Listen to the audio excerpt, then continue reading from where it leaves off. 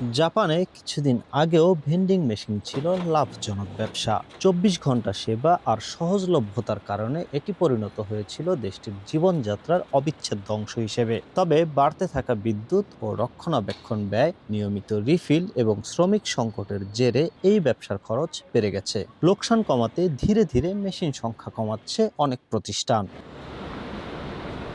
খরচের বাড়তি চাপ সামলাতে না পেরে ২০২৭ সালের মধ্যে ২০,০০০ মেশিন সরিয়ে নেওয়ার ঘোষণা দিয়েছে ডাইডো হোল্ডিংস। নাগোয়া ভিত্তিক কোম্পানি পোকা সাপ্পোরো তাদের ৪০,০০০ ভেন্ডিং মেশিনের বিশাল কার্যক্রম ওসাকার একটি প্রতিষ্ঠানের কাছে বিক্রি করে দিয়েছে।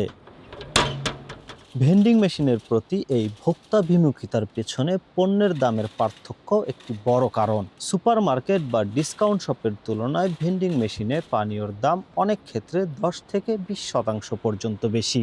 মূল্যস্ফীতির এই সময়ে জাপানিরা এখন খরচ বাঁচাতে বাড়তি সচেতন। ফলে সামান্য কিছু অর্থ সাশ্রয় করতেও তারা ভেন্ডিং মেশিনের পরিবর্তে সস্তা বিকল্প দোকানের দিকে ঝুঁকছে, যা সরাসরি প্রভাব ফেলছে এই খাতে।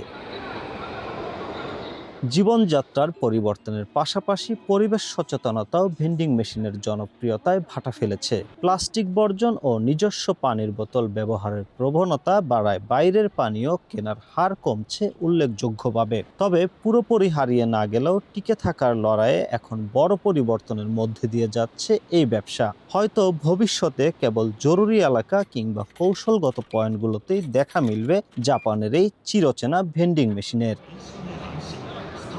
জাপানের টোকিও থেকে মোহাম্মদ শাকিল মাহমুদ, সময় সংবাদ।